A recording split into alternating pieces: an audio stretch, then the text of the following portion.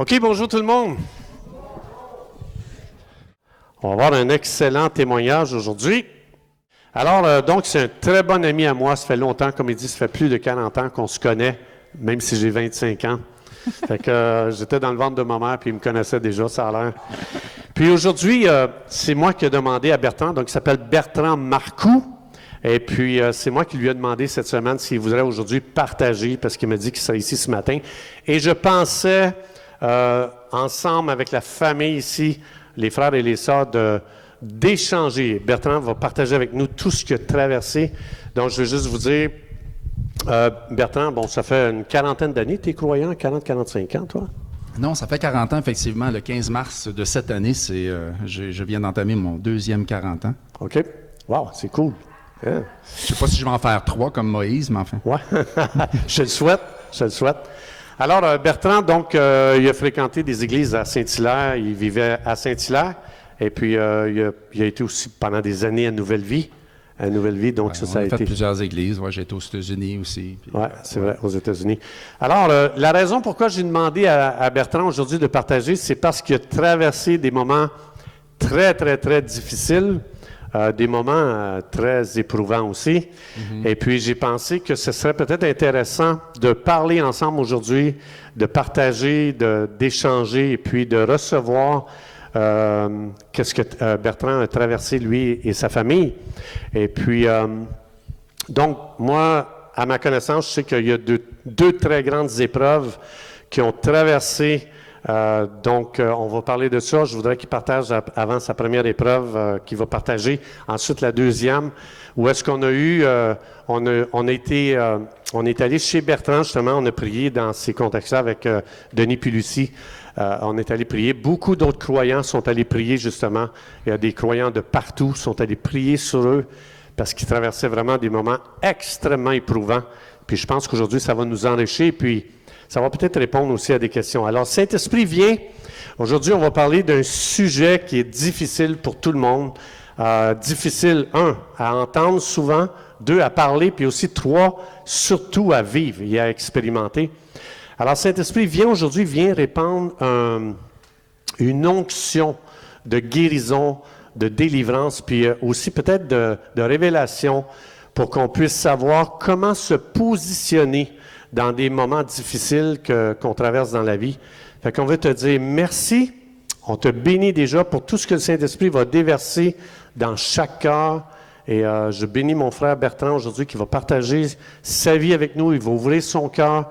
On va rentrer dans sa vie pendant quelques minutes et puis ça va nous rapprocher encore davantage. Merci, dans le nom de Jésus. On peut-tu applaudir Bertrand? Quel courage, le courage de venir. Gloire à Dieu. Merci, Régent. Alors, Bertrand, je veux juste savoir, donc, moi, je connais 2 très grosses fournaises que vous avez traversées, toi et ta famille.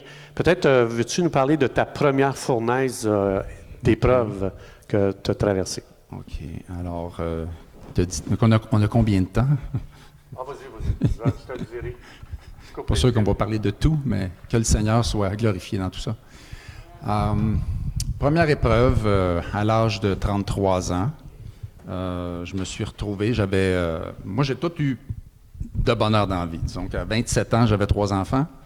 Et donc, jeune papa, je me retrouve avec un cancer de jeune, mais j'étais dans les plus vieux parce que c'est un cancer qui frappe habituellement entre 15 et 35 ans. C'est le cancer du testicule. Et donc, j'avais 33 ans, l'âge... 33 ans? Oui, en tout cas. Grosse épreuve.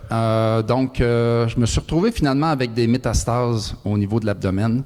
Et c'est ça qui était compliqué parce que cancer du testicule, en principe, c'est pas tellement compliqué. C'est comme un ovaire, là, on enlève, puis on a un autre. Fait que, heureusement, Dieu nous a pourvu de 2. C'est comme les reins. Il savait ce qu'il faisait. Mais les métastases au ganglion, ça, c'était une autre histoire. Là. C'est comme le feu était pris.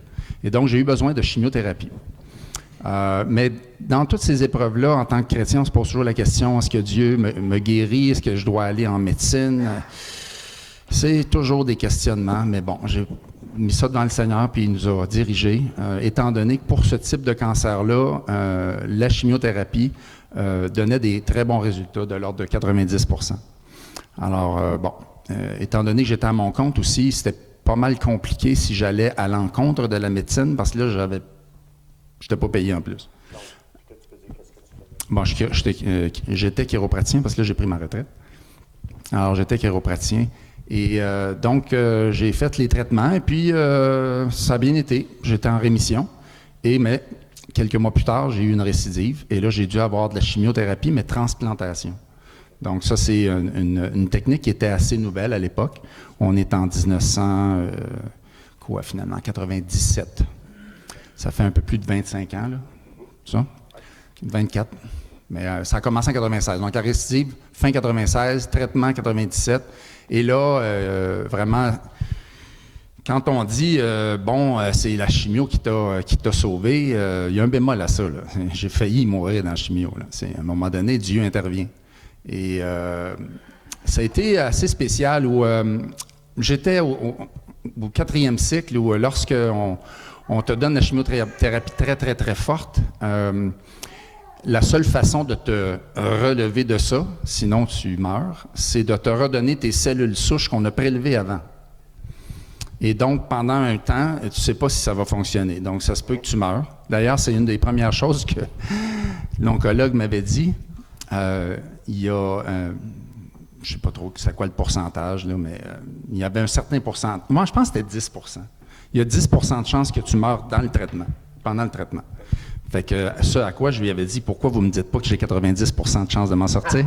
Ça serait plus positif, parce que les pourcentages, quand ça veut dire 10%, 50%, tout ce que tu entends, c'est ça se peut que tu meurs dans le traitement. Ouais, c'est ça. Donc, on devrait focusser nos pensées sur le positif toujours. Donc, sur l'espérance. Et donc, j'étais rendu vraiment près de la mort. J'en avais probablement, je ne passais pas la nuit, qui avait dit à ma femme. Et là, si c'est le temps de prier, c'est le temps ou jamais. Donc, il y a eu une chaîne de prière. Nous, on connaissait des gens un peu partout parce que ma femme était... la fille, je dis était parce qu'elle est décédée en 2019, deuxième épreuve. Donc, son père est venu ici comme pasteur, Élisée Beau, que peut-être des gens ont entendu parler. Ça, c'était dans les pionniers du oui, Québec. Dans les pionniers des années 50. Là, il est arrivé d'Europe. Et donc, à l'époque où on pouvait être mis en prison pour prêcher l'Évangile, comme les temps ont changé. C'est revenu, hein? Ils mettent des pasteurs en prison. Oui, c'est ça. Ouais, c'est revenu, oui. Puis je vous trouve très courageux en passant. Je suis très heureux d'être ici ce matin. Vous êtes un modèle pour le Québec. Merci. Alors donc, cette nuit fatidique, le soir, il n'y avait jamais une infection. J'avais une septicémie. J'étais déjà sur plusieurs antibiotiques à spectre large pour essayer de tout ramasser, puis ça ne marchait pas. Ils ne savaient pas, ils ne trouvaient pas la cause de l'infection. Et moi, j'étais vraiment à bout, là. J'étais complètement vidé, j'étais plus capable. Ça faisait déjà plusieurs mois que je me battais. Donc, j'ai demandé à Dieu, Seigneur, si je peux passer au travers, donne-moi un signe. Parce que moi, c'est correct, je m'en vais avec toi, te rejoindre. Et puis, mais si je peux m'en sortir, donne-moi un signe.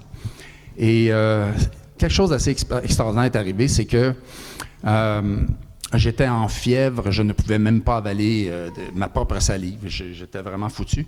Et là, pendant 1 heure, cette soirée-là, tout est revenu normal, mes signes vitaux. Tout était normal, je pouvais boire de l'eau, je pouvais... et les infirmières qui venaient, qu'est-ce qui se passe, on comprend rien, j'avais pas de fièvre, j'avais rien. Et quand les grands spécialistes viennent te voir puis ils se creusent, ils se frottent la tête, là, ils ne savaient pas. Ils ne avaient pas administré de traitement. Alors, mais après cette heure-là, la tempête, je suis retourné dans la tempête. C'est comme si la tempête, j'étais comme dans l'œil de l'ouragan, là, tu sais, que c'est calme, là.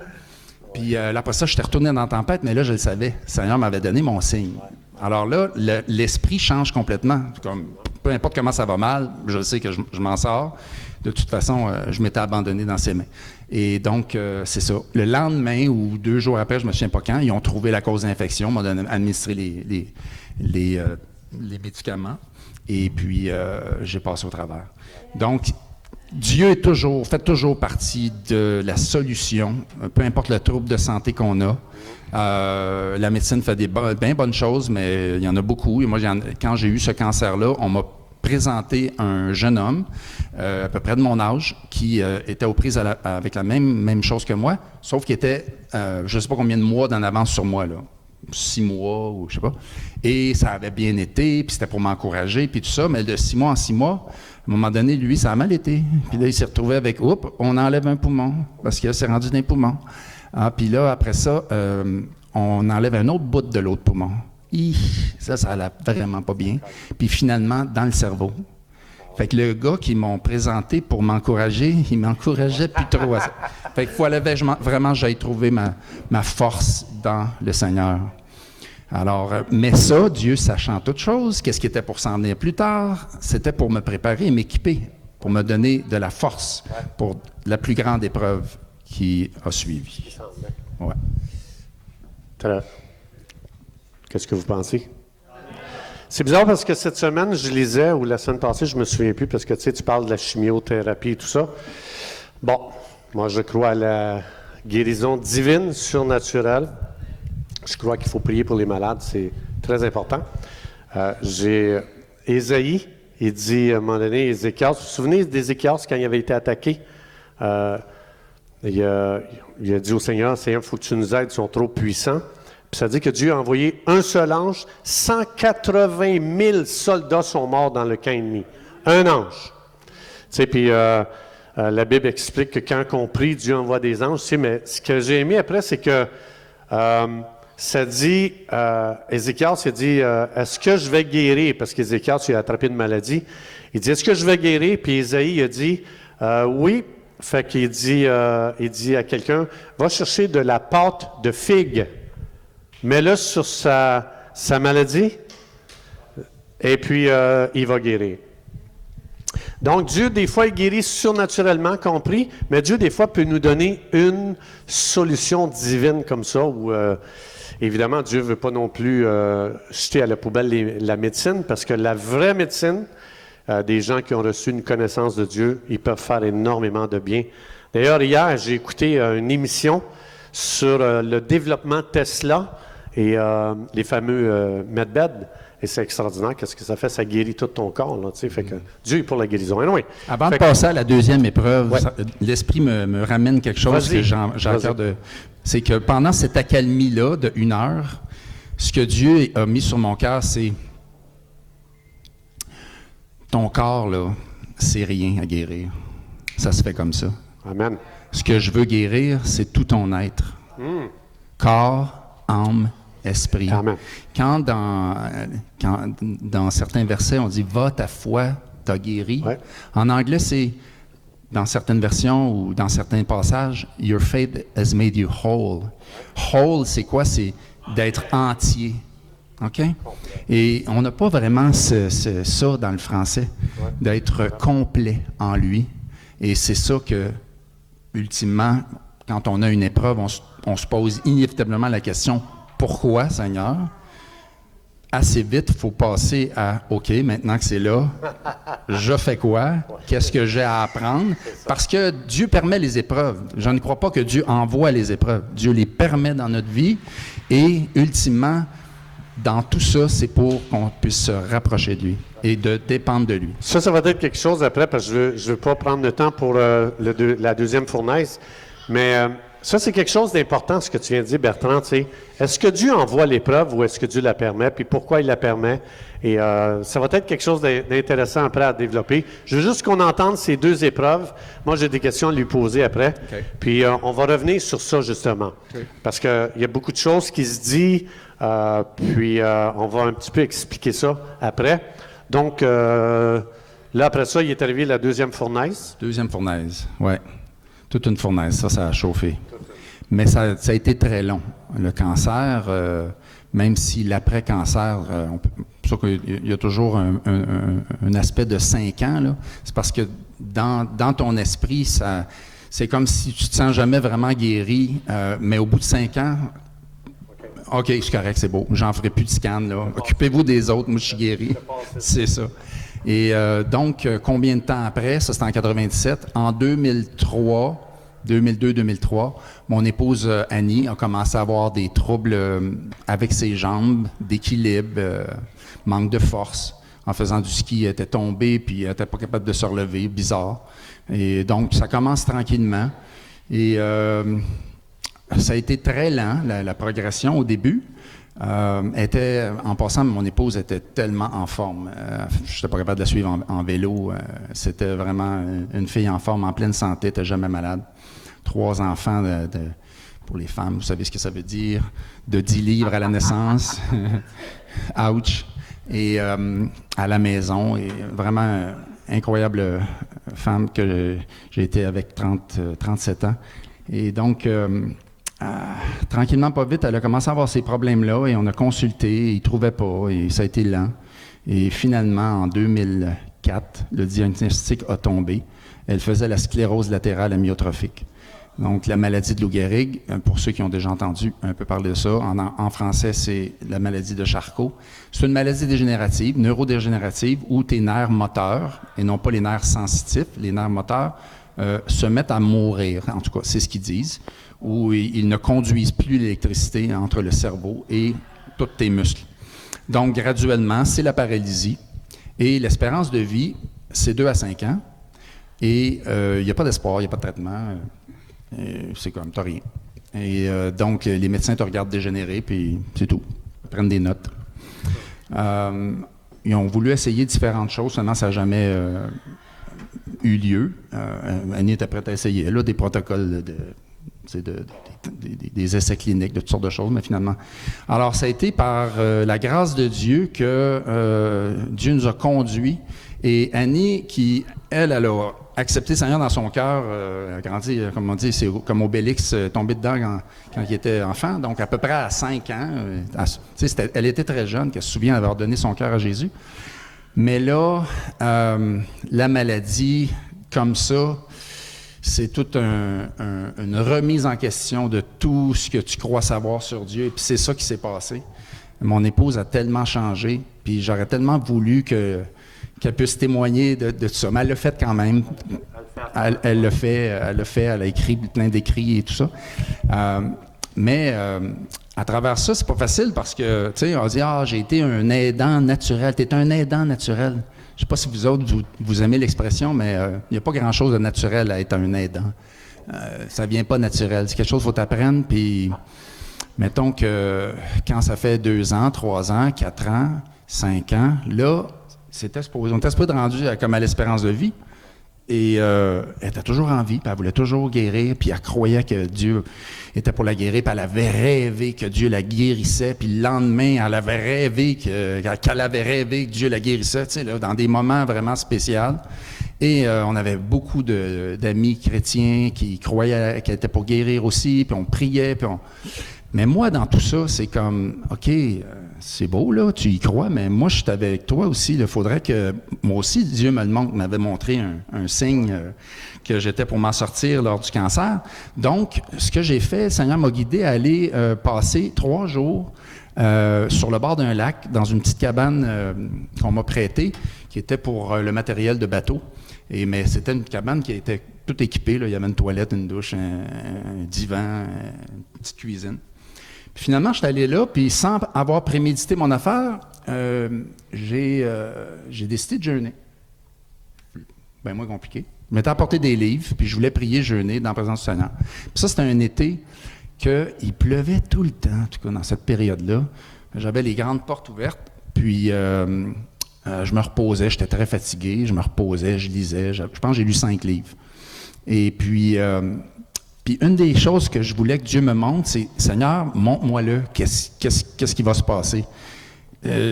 Qu'elle vive ou qu'elle décède, moi je veux dire, c'est que ta volonté soit faite. » Et la dernière nuit, avant que je m'en retourne, là, j'avais toujours pas rêvé.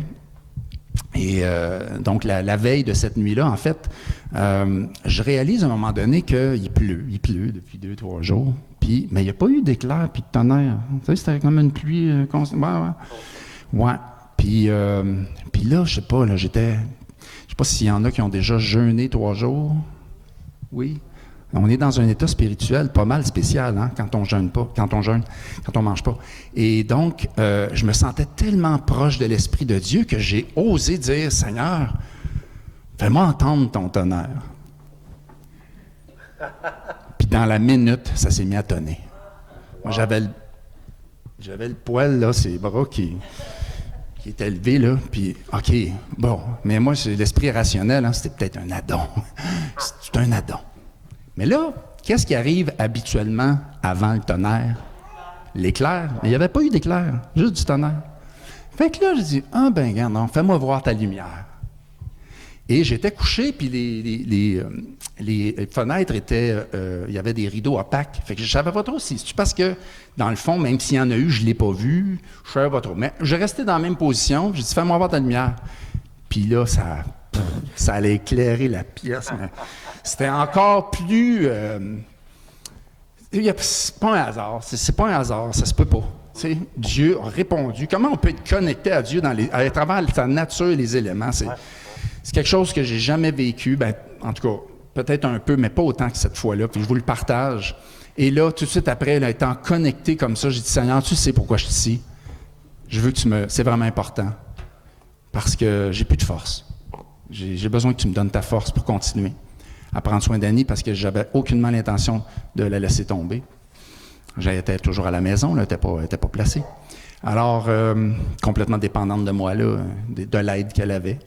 Et là, cette nuit-là, je me suis endormi et je me suis réveillé aux petites heures du matin. Je n'avais pas rêvé. Puis quand on jeûne, encore là, notre esprit est très vif. Et des fois, quand on dort ailleurs, on se réveille, puis pendant une couple de secondes, c'est comme où c'est que je suis, moi, là.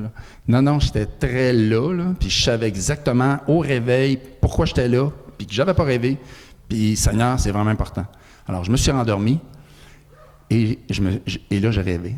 J'ai rêvé que je revenais c'était très, très comme un songe, là, prémonitoire, que je revenais de cette fin de semaine-là. Je revenais à la maison de jour, il faisait clair. Et quand j'entre chez moi, on a une porte française par laquelle je vois Annie qui est assise dans son fauteuil, puis elle est toujours là, dans le jour. Et puis, la première chose qu'elle fait, si elle dort pas, elle me fait un beau sourire. Et donc, je regarde, puis elle n'est pas là. Ah ben, ouvre la porte, on va dans... On a un plein pied, fait qu'elle ne peut pas être à l'étage, là. Fait que je m'en vais vers la chambre et je la trouve couchée sur le côté de dos. Et je vois ses cheveux. Première affaire que je remarque, c'est ses cheveux. Et donc, elle avait des cheveux qui frisaient, qui bouclaient. Mais depuis des années, étant donné qu'elle était toujours assise, ben, elle avait le derrière de la tête aplati, là, parce qu'elle était toujours à côté. Et là, je remarque que ses cheveux sont bouclés. Et tout de suite, je le sais, elle est guérie. Et là, elle se réveille, elle sent ma présence. On se sourit, on se prend d'un bras. Puis là, elle peut me serrer. Puis je sens ses bras autour de moi, puis je me réveille de même, avec l'impression de ses bras autour de ma taille. Ce que ça faisait déjà 5 ans que je n'avais pas eu, là. Et là, c'est comme, OK, Seigneur, merci, Seigneur. OK, on lâche pas, on continue. Et ça a duré 10 ans de plus. Et on a eu un 10 ans supplémentaire à travers lequel Dieu nous a vraiment transformés à vraiment vouloir que sa volonté, que sa présence, vouloir racheter le temps, vouloir être la lumière du monde. Hein? On dit, c'est Jésus qui est la lumière du monde, mais il dit que votre lumière luise devant tous les hommes et glorifieront Dieu. Et c'est ce que Dieu nous appelle à faire, surtout depuis 1 an qu'on vit ce qu'on vit. Je remercie le Seigneur qu'il est venu la chercher juste avant, le 5 octobre 2019. On a pu avoir une funéraille incroyable où Dieu a été glorifié. Alors qu'aujourd'hui, les funérailles, je ne sais pas si vous avez assisté à des funérailles depuis 1 an, là, c'est pas le fun, hein? En tout cas, on dirait que tout, tout est fait pour nous distancer. Et mais à la fin, tu sais, c'est sûr qu'on y a cru jusqu'à la fin. Annie, elle disait pas « je crois que je vais être guérie », elle disait « je le sais ». Mais je le sais qu'à la minute que son esprit a quitté son corps, elle est guérie. Et ça, c'est la vraie guérison. Mais après son départ, que le Seigneur a vraiment tout orchestré, c'est vraiment tout un épisode incroyable, où Dieu a permis qu'elle soit à la maison encore, après avoir fait un petit séjour dans une maison de soins palliatifs de 5 jours. Je l'ai ramenée. L'Esprit de Dieu m'a poussé à la ramener à la maison. Et en plein après-midi, un beau samedi après-midi, tous nos enfants, j'ai 3 enfants, leurs conjoints et nos 6 petits-enfants ont tous été présents. Et quand ma fille, la première, la plus vieille, est arrivée, parce qu'elle reste juste à côté à Belleuil, on était à Saint-Hilaire, elle a dit, parce que déjà Annie était tombée sans connaissance, mais elle était toujours avec nous, son cœur battait encore, et elle a dit, « Maman, c'est correct si tu veux t'en aller, mais tes petits-enfants, ils s'en viennent tous, là, puis si tu veux attendre un peu, qu'il ait le temps d'arriver. » Et Dieu a permis qu'ils viennent tous, alors mes 2 autres sont à 1 heure de route. Et lorsque la dernière, parce que Dieu a permis qu'elle voie naître nos 6 petits-enfants aussi. Tu sais, quand elle est tombée malade, là, on était loin d'être grands-parents, là. Et donc, elle a vécu jusqu'à voir la naissance de nos 6 petits-enfants et tout. La dernière est née 6 semaines avant son départ. Et moi, je crois qu'il n'y a pas de hasard dans ça, là. Elle voulait voir ses 6 petits-enfants venir au monde. Fait que la dernière petite Florence, quand ils sont arrivés et tout ça, je ne sais pas combien de temps ça a pris, mais vraiment pas long. Et elle est partie. Donc, je crois qu'elle était encore avec nous. Elle était encore avec nous. Elle était entre deux, là. Elle ne souffrait plus. Et Dieu est tellement bon. Il a permis ce moment-là extraordinaire. Et le dernier jour aussi, il a permis, quand je l'ai ramené de la Source Bleue, ça faisait des années que je m'occupais d'elle la fin de semaine et tous les soirs. Mais c'est mes aidantes, surtout une à la fin, là, il nous en restait juste une, qui lui donnait son bain. Et donc, je lui lavais pas les cheveux, moi, depuis longtemps. Je faisais l'essentiel, là, la fin de semaine, mais ça faisait longtemps. Mais là, notre aidante, elle pouvait pas être là le samedi, je pense qu'elle était supposée venir le dimanche, finalement. Fait que là, pendant qu'elle était à Source Bleue, on n'a pas pris soin d'elle, là, au niveau de lui laver les cheveux, tout ça. Elle était toujours très propre et de sa personne et tout ça. Puis elle était comme vraiment dans l'humiliation totale. Puis là, après avoir passé une nuit quasi normale, j'ai dit, veux-tu que je te donne ton bain puis te lave les cheveux? Elle dit, oui. Fait que, puis c'est, tu sais, j'ai un projet, en tout cas, l'Esprit met sur moi un projet d'écrire un livre qui s'appellerait, c'était quoi tantôt? On a parlé des 7 couleurs de quelque chose, là? Les 7 profondeurs de la louange. Ben, moi, le titre de mon livre, ça serait Les 7 couleurs de l'amour. Wow. Amour agapé, hein? Amour philéo, et amour charis, et pragma. Il y a plusieurs mots pour amour en grec. Nous, en français, tout ce qu'on a, c'est j'aime. J'aime mon char, j'aime ma maison, j'aime ma femme, j'aime tout le même mot, mais c'est pas du tout la même signification. C'est incroyable. En grec, ils en ont plein de mots pour définir le mot amour. Et ultimement, Dieu veut nous amener dans l'amour sans condition, inconditionnel. C'est l'amour de Dieu, l'amour agapé, qu'on peut vivre en rapport avec nos enfants, je dirais. Mais l'amour agapé entre conjoints, là, ouf! Et Dieu nous a amenés là par période. Mais le dernier 24 heures, Jésus était avec nous, présent. J'ai lavé les cheveux, puis elle tenait encore, après tout ça, après une semaine de fou, où elle avait perdu tout ce qu'elle avait réussi à conserver depuis 10 ans et plus, elle a voulu marcher de la chambre de bain jusqu'à la chaise. Mais je l'aidais. Moi, j'étais le seul qui pouvait la faire marcher, là, en la prenant seulement par l'air. Puis elle a voulu le faire. Ça a été la plus longue marche. On s'est rendu à la chaise. Et puis ça n'a pas été long. On n'a pas été capable de boire. Puis là, elle est tombée en détresse respiratoire. Et tout ça. Et l'amour agapé, là, c'est comme si, ultimement, là, Dieu il a permis qu'on le vive pour qu'elle puisse s'en aller. Parce que je reste avec ça, moi. Elle est toujours là, Annie. Elle est dans la présence de Dieu. Elle peut faire ce qu'elle veut. Elle peut sauter, danser. Absolument. Et on va la rejoindre bientôt. Amen, yes. Bien, Moi, Bertrand, je vais te dire sincèrement, et c'est sincère ce que je te dis, je me sens très petit à côté de toi. Puis, tu as traversé des tempêtes que je n'ai pas traversées. Et toi, tu as traversé des tempêtes que je n'ai pas traversées, mon Régent. Absolument. Alors, il n'y a pas de comparatif dans les épreuves. Absolument. On a tous nos épreuves à vivre. La seule chose qu'on peut faire, c'est échanger ce qu'on a appris dans ces épreuves-là. C'est ça. Et c'est ça, je veux Parce faire avec qu'ensemble, vous. on est plus fort. Oui, exactement, exactement. Moi, la question, c'est qu'est-ce qui s'est passé dans votre cœur, toi puis ton épouse, et même peut-être tes enfants? Est-ce que, tu sais, parce que souvent, les gens, quand ils traversent des épreuves, ils disent, coudon, est-ce que Dieu m'aime? Pourquoi ça m'arrive? Pourquoi moi? Y a-t-il quelque chose qui ne marche pas entre moi et Dieu? Y a-t-il du péché? On entend toutes sortes de choses, right? Hein? Y a-t-il du péché dans ta vie? Y a-t-il quelque chose, je ne sais pas, si tu as un jugement? Parle-nous un petit peu de ça. Comment vous avez vécu ça, vous autres? Est-ce que vous avez douté de l'amour de Dieu? Est-ce que vous avez toujours cru que Dieu vous aimait pleinement, ça n'a rien touché, même dans votre relation avec Dieu? Parce que j'écoutais quelques brides que tu disais, là, puis je voyais que vous étiez vraiment mindé à être un témoignage, on est la lumière du monde, tout ça. Mais partage-nous un petit peu peut-être comment on vit ça des fois. Puis vous autres, ça peut être très différent de beaucoup de gens, mais est-ce que vous avez douté de l'amour de Dieu dans tout ça? Bon, on est tous humains. Hein? Il y a des moments qui n'ont pas douté. Mais Dieu nous a gardés, je dirais. Le premier 5 ans, il était bien différent du dernier 10 ans, je dirais.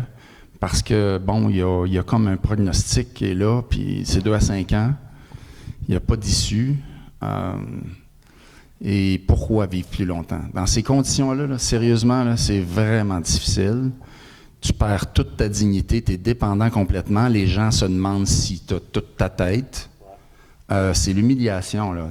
On est à l'église, puis des gens qui la connaissent, des amis, tout ça, viennent nous voir, puis elle est là, puis elle a une meilleure audition que moi, là. Fait que tout ce que tu dis, elle va l'entendre, même si t'es loin, là. Puis je me fais dire, est-ce qu'elle me reconnaît? Ben, j'ai dit, demande-y, elle est juste là, là. Comme si, parce que tu es paralysé, ça va pas dans ta tête. Ouais, c'est ça. Tu sais, on est très maladroit hein, devant la maladie, tout le monde. Et je viens de vivre de quoi d'assez spécial, c'est que il y a plusieurs couples qui nous ont aidés, plusieurs personnes qui nous ont aidés, qui ont été avec nous, qui sont venus prier. On a fait des rencontres à la maison, on a fait de la louange. Vous en avez fait partie, et Denis aussi. Mais il y a un couple que, je ne sais pas s'il y en a qui connaissent Jacques Marcoux, l'évangéliste. Oui. Oui, bon. Jacques Marcoux a une fille qui s'appelle Sophia et un fils qui s'appelle Jean. Et sa fille Sophia, elle était mariée avec un homme qui a déjà été pasteur qui s'appelle Jacques Fizette. OK? Et donc, Jacques et Sophia ont eu à cœur, dans la dernière année et demie à peu près de la vie d'Annie, de venir vraiment être auprès de nous, de nous aider. On se parlait souvent sur Facebook, le FaceTime. Ils venaient en personne, tout ça. Et Annie a eu à cœur, à un moment donné, d'aller rencontrer un pasteur qu'elle écoutait beaucoup par Internet, qui était américain, qui venait à Toronto. Alors là, c'est comme, ouf. Ça, c'est un an avant son départ. Fait que c'était toute une aventure à Toronto, là. Fait que j'ai pensé, je vais louer un motorisé, puis là, je vais l'installer comme il faut là-dedans. Fait qu'elle va être bien. Puis ma fille va venir, puis on va nous aider. C'est-tu Andrew au Mac? Oui. Fait que finalement, c'était vraiment une idée de fou parce que j'aurais jamais été capable tout seul. Puis ma fille, finalement, elle pouvait pas. Fait que je me retrouvais tout seul. J'avais loué le motorisé, tout. Jacques et Sophia, qui étaient très, très occupés, eux autres, là. Je veux dire, il n'y avait pas le temps pour ça pendant tout, là. Mais ils ont décidé, le Seigneur leur a mis à cœur de venir avec nous à Toronto. Et c'est lui qui a conduit tout le long, Jacques. Moi, j'ai dû m'occuper d'Annie tout le long, là. Elle avait toujours besoin de moi. Elle n'était pas bien, dans aucune position, dans sa chaise roulante. Et anyway, ça a été une épreuve assez difficile d'aller là. Et, bon, 1 an plus tard, Annie est partie. Est-ce que j'ai douté? Tu sais, même là, est-ce que c'est un échec, ça? C'est-à-dire, on va tous mourir, là. Ouais. Alors, c'est que sa volonté soit faite, ultimement. Je crois encore que, comme c'est écrit, Dieu veut que tous parviennent à la repentance. Ouais. Hein? C'est un verset, Ouais. ça, Ouais. les gens? Ouais. C'est un verset? Oui. Dieu veut que tous parviennent à la repentance. Donc, sa volonté, c'est que tous parviennent à la repentance. D'accord? Ouais. Il a tout pourvu, il a tout fait. Il a envoyé son Fils Jésus, il a tout accompli. Est-ce que tous parviennent à la repentance? Non. Non. Il nous demande que ta volonté de prier, Ouais. que ta volonté soit faite sur la terre comme au ciel. C'est ça. Donc, s'il nous demande de prier ça, c'est parce que c'est pas toute sa volonté qui est faite sur la terre comme au ciel. Sinon, il ne demanderait pas de le prier. Donc, de la même façon, je crois que comme Jésus n'a jamais refusé de guérir qui que ce soit qui est venu à lui, Ouais. puis même il leur a demandé, qu'est-ce que tu veux que je te fasse? Est-ce que tu veux être guéri? C'est comme... Il n'a jamais refusé. Alors, c'est dans le cœur de Dieu de guérir. Et pourquoi ça n'arrive pas? On n'aura pas toutes les réponses. Ouais. Mais je crois qu'il nous demande de garder la foi, de demander, Ouais. de même aller et prier pour les malades et guérissez-les. On ne comprend pas tout ça, puis chacun on est appelé à... mais il nous demande d'être courageux, d'être brave et d'oser le demander, mais toujours en ayant la conscience que c'est lui qui guérit. Oui, absolument. Alors, merci Bertrand. Peux-tu l'applaudir pour le courage de nous partager? Merci, merci, merci, merci. Gloire à Dieu. Il faut savoir que la tête, c'est le champ de bataille où est-ce que l'ennemi nous livre un combat indescriptible. Ça, c'est la première des choses qu'il faut savoir. La deuxième des choses qu'il faut savoir, moi, je crois à la guérison surnaturelle. Je crois qu'il est important de prier pour les malades, que Dieu guérit, c'est ce que je crois. On est allé chez Annie, on a prié pour Annie. Est-ce qu'elle a été guérie? Non, pas la guérison qu'on a demandée en tout cas. Mais je veux juste vous dire quelque chose. Ça veut-tu dire que je vais arrêter de prier pour la guérison divine? Jamais. Je vais continuer à prier et à croire. Je vais juste vous donner un témoignage. J'ai lu un témoignage de l'apôtre Jean. Est-ce que les apôtres ont guéri quand Jésus les a envoyés 2 par 2? Oui. Tout le monde était guéri, right? Oui. Bien, j'ai lu un témoignage de l'apôtre Jean, après quand Jésus est ressuscité, puis après ça, l'histoire des apôtres. L'apôtre Jean et un autre, je ne me souviens plus, peut-être Thérèse va pouvoir m'aider. L'apôtre Jean et un autre ont été invités par qui se souvient d'Alexandre le forgeron dans la Bible? Oui, vous vous souvenez? Qu'est-ce qu'a fait Alexandre le forgeron? Il a fait mal aux croyants. Hein, il a battu Paul. C'était un gars qui frappait les gens jusqu'à temps qu'ils mouraient, les croyants. Ben, j'ai lu dans l'histoire de la vie de l'apôtre Jean qui a été invité à prier pour la femme d'Alexandre qui était malade. Puis les autres, ils ont entendu parler comment il y avait beaucoup de guérisons. Jean et un autre, je ne me souviens plus c'est qui l'autre, sont allés prier. Comment? Pierre. Jean et Pierre sont allés prier pour la femme d'Alexandre, qu'Alexandre avait demandé de venir prier. Ils ont prié. Ils ont jeûné, ils ont resté à côté du lit, sa femme n'a pas été guérie, et c'est là qu'Alexandre s'est viré de bord. Puis quand il a vu que sa femme n'a pas été guérie, il a décidé de persécuter les croyants. Donc, je veux juste vous dire, frères et sœurs, ne vous disqualifiez pas quand vous priez pour quelqu'un, pour sa guérison, puis qu'il n'est pas guéri. Même les apôtres ont vécu ça. Donc, il faut savoir, on aspire à aller de plus en plus de gloire en gloire, mais ces choses-là peuvent arriver. Et puis, quand les gens ne sont pas guéris, ça demande beaucoup de sagesse pour dire, de ne pas mettre ça sur la faute de la personne, hein, de dire, c'est ta faute, peut-être ta foi, tu n'as pas de foi. Ça, c'est des choses à ne jamais dire. Ou, y a-tu du péché dans ta vie? Écoutez là, ça, c'est un manque de tact incroyable. On prie pour les gens, on fait ce que Jésus nous a demandé, d'aller prier pour les malades, on prie pour les malades, on croit, et on croit ce que Dieu dit, point final. On remet à Dieu le output, comment on dit ça, le résultat. On remet à Dieu le résultat de ce que... Moi, j'ai connu des gens qui ont ressuscité des morts quand on a prié. Mon père. Amen. Mon père est décédé. C'était des machines qui le faisaient vivre. On était allé prier pendant 3 jours. Et après 3 jours, ça faisait 9 jours qu'il était branché sur une machine, qui était mort. J'étais aux États-Unis. Et puis, ils n'ont pas voulu le débrancher tant que toute la famille n'était pas là. Mais le médecin il a dit, il est mort. Mais on attend que toute la famille soit là, que tout le monde dise oui. Et mon père est ressuscité des morts. Donc, guérison miraculeuse. Donc, là, on a un miracle. Mon beau-père a attrapé le cancer, on a prié pour lui, il n'est pas guéri. Pourquoi? Je ne sais pas.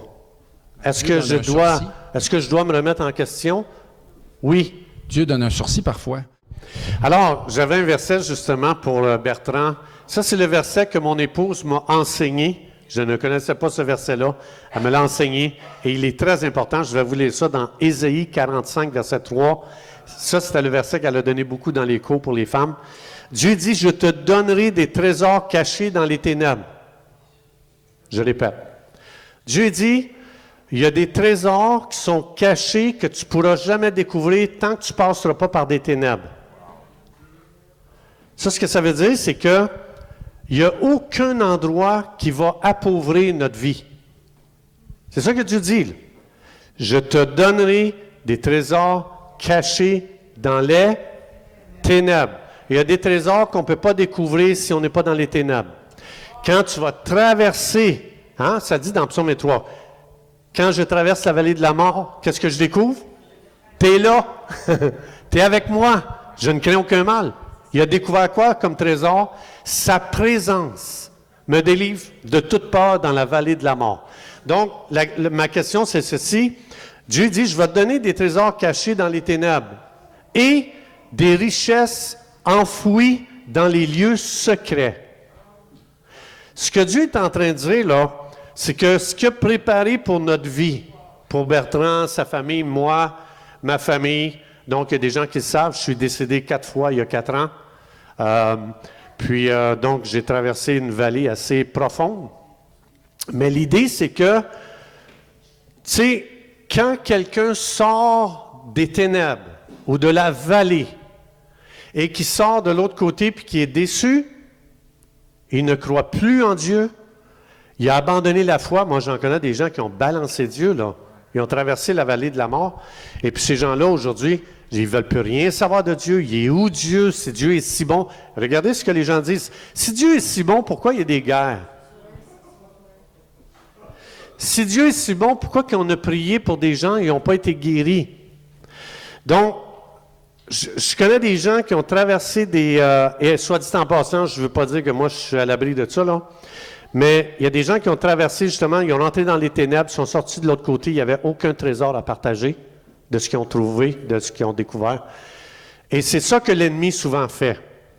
Pour voler nos trésors, quand tu traverses des difficultés, moi, mes parents ont été divorcés, on a été élevés à droite et à gauche, on a été abandonnés. Ma mère nous a abandonnés, mon père. Et puis, on a grandi seuls dans les rues de Montréal. Et puis, après ça, on a grandi dans des foyers d'accueil battus, négligés, on ne mangeait pas, tout ce que tu veux. Et tu peux tellement sortir de l'autre côté et d'en sortir appauvri. Je ne crois plus en Dieu. Appauvri. Dieu, il dit ici, écoute-moi bien, là, tu vas traverser des ténèbres, croyant ou pas. Mais le privilège d'un croyant, c'est quand tu es dans le fond de la vallée, quand tu es dans les ténèbres, Dieu dit, cherche, il y a des trésors qui sont cachés là. Amen. Alors moi, ma question, Bertrand, qu'est-ce que tu as découvert comme trésor dans les vallées que tu as traversées? Bien, que Dieu est amour, puis il nous aime tellement qu'on ne peut même pas imaginer. On ne peut rien faire qui va diminuer son amour pour nous. On n'a qu'à rester branché à lui. Puis j'ai découvert que sans lui, je ne peux rien faire, mais avec lui, je peux tout faire. Et souvent, on a tendance à prendre tout sur nous, par nos propres forces. Puis on peut faire un beau, là. Mais Dieu nous amène dans un désert, on va dire, où on doit dépendre sur lui. Puis quand c'est dit, quand je suis faible que je suis fort, c'est que quand je suis dans la faiblesse, où j'ai plus le choix de puiser dans la force infinie de Dieu, c'est là que je peux vraiment devenir fort. Puis c'est là que je le découvre, ce que c'est vraiment la force. Mais on essaie de vivre nos vies chrétiennes par nos propres moyens, bien souvent. Et c'est pas ça que Dieu veut. Dieu veut qu'on la vive par sa force, par son esprit. Tout ce qu'il nous demande, c'est de rester connecté à lui. Qu'est-ce qui va rester au bout du compte? C'est l'or, hein? C'est l'or. Alors, toutes les impuretés sont amenées à la surface. C'est ça qui veut brûler. Oui. C'est pour ça qu'on passe par la fournaise. Oui. Alors, ça, c'est très important, ce que Bertrand dit. La Bible a promis que tous les croyants vont passer à travers le feu. pour que le bois, le chaume et la paille brûlent, pour que les pierres précieuses de notre vie, la foi en Dieu, croire en Dieu, rester attaché à Dieu, de ne pas douter de l'amour et de la bonté de Dieu. Quand on en arrive à cet endroit-là, frères et sœurs, je veux juste vous dire que tout ce qui est de la paille brûle, c'est correct, c'est pas grave que la paille brûle dans nos vies. C'est pas grave que le bois brûle. C'est pas grave que le chaume brûle. Vous avez acquis des pierres précieuses dans vos vies qui ne brûleront jamais. Et Dieu dit, on voit pas bien les pierres précieuses dans ta vie. Fait que je vais te faire passer à travers le feu, puis là, au bord du feu, les gens vont voir les pierres précieuses de ta vie que j'ai formées, que j'ai bâties, que j'ai déposées dans ta vie. Et c'est ce qu'on a vu au travers de ta vie aujourd'hui, Bertrand. On voit aujourd'hui les pierres précieuses que Jésus a déposées en toi, qui t'a données, et tu les as gardées. Tu les as pas balancées, ces pierres précieuses-là, à cause de l'épreuve.